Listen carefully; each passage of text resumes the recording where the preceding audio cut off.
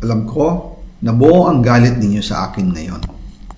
Nauunawaan ko rin kung bakit. Lalo na at malaki ang halagang nakataya. Pero bago kayo humusga, hayaan ninyong ipaliwanag ko ang buong katotohanan.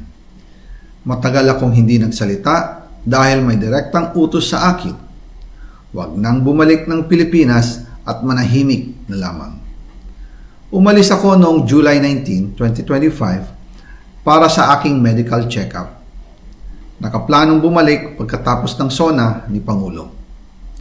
Pero habang papauwi na ako, tinawagan ako ni dating Speaker Martin Romualdez at sinabihan, "Stay out of the country. You will be well taken care of as instructed by the President." Noon naniniwala pa ako sa kanila, kaya't hindi ako bumalik. Tumikom ang aking bibig, sumunod ako, pero ang hindi ko alam, ang ibig pala nilang sabihin sa aalagaan ka namin ay gagamitin ako bilang panakipbutas sa kanilang kampanya laban sa korupsyon. Ginawa nila akong poster boy ng kanilang sariling kasinungalingan. Ngayon, hindi na ako mananahimik, ilalabas ko ang lahat ng katotohanan. May resibo, may ebidensya, at may pangalan.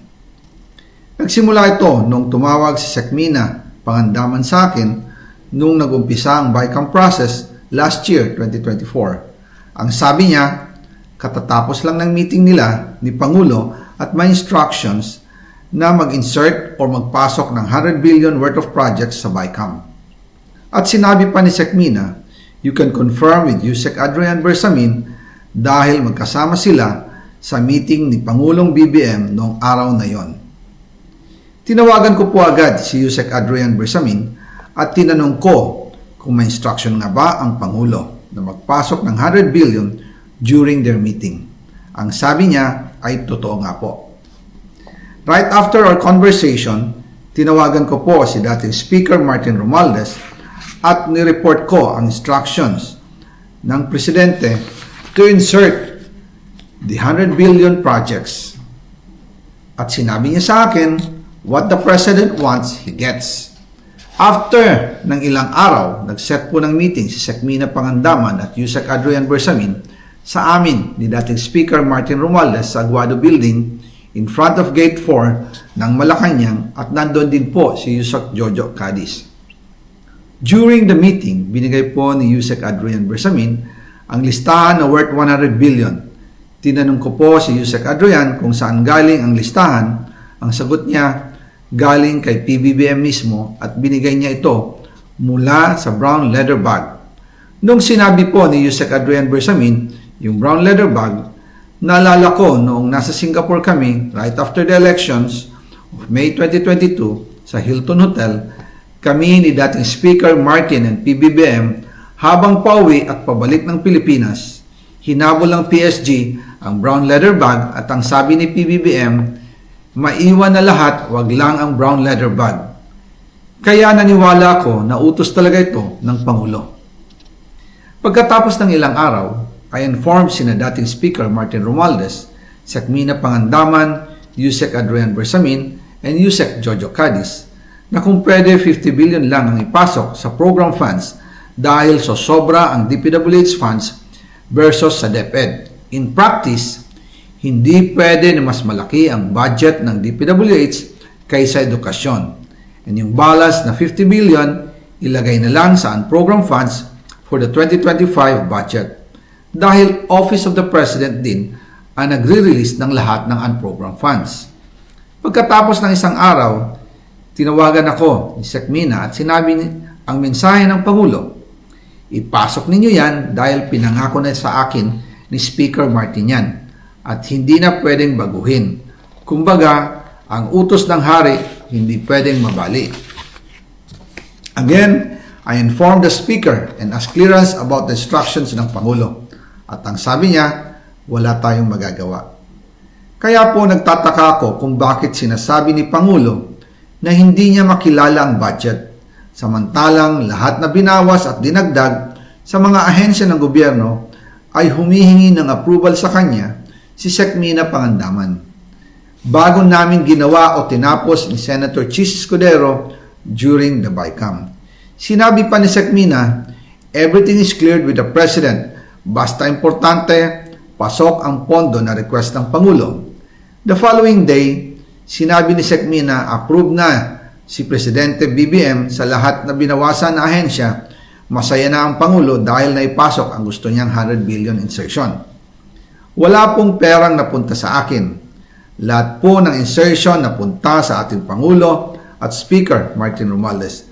Ako lang at ang aking mga tao, sila Paul Estrada, Mark Tiksay, at ang aking mga security ang nag-deliver papunta sa bahay nila Pangulong Bongbong Marcos at Speaker Martin Romualdez sa North Forbes Park, South Forbes Park, hanggang sa Malacanang.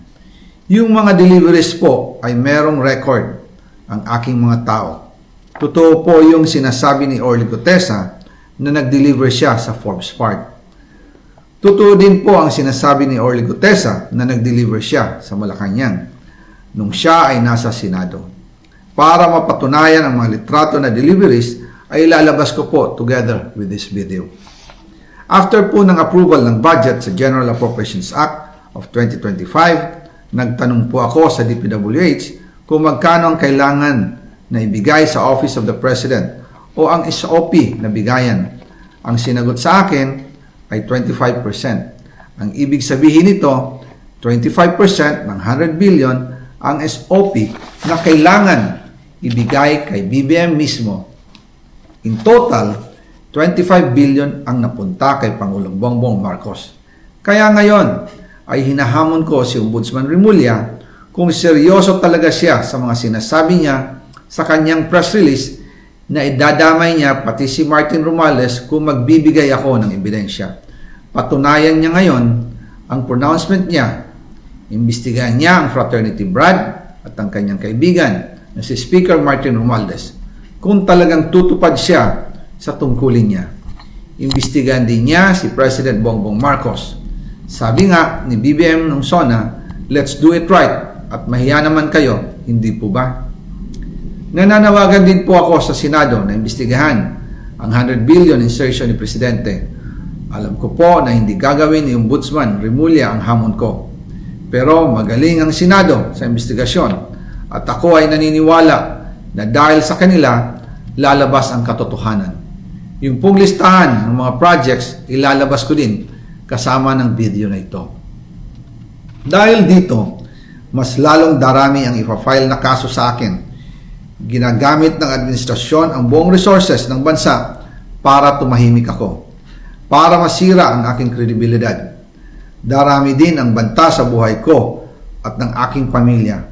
March 2025 pa lang, si Speaker ay nagpaparinig na sa akin sa aming meeting that he will shoot me if I will talk.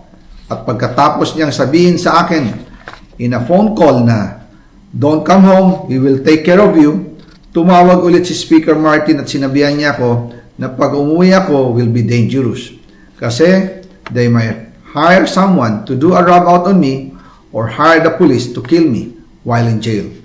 Una pa lang ito sa magusto kong ibunyag. Marami pa akong dadalhin sa liwanag.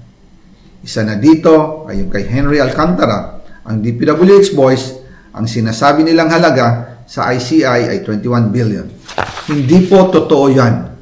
Ang totoong numero ay 56 billion pesos at yung pong halaga na yan ay kay Pangulong Bongbong Marcos at Martin Romualdez na punta lahat. Ilalabas ko po ang buong detalye sa darating na mga araw. Kaunting pasensya pa po. Sana po ay hindi nila ako mapatay bago ko mailabas ang lahat. Sa inyong lahat sa Pilipinas, lalong-lalo na sa aking pamilya, taos puso akong humihingi ng paumanhin. Ginawa ko lang ang utos sa akin.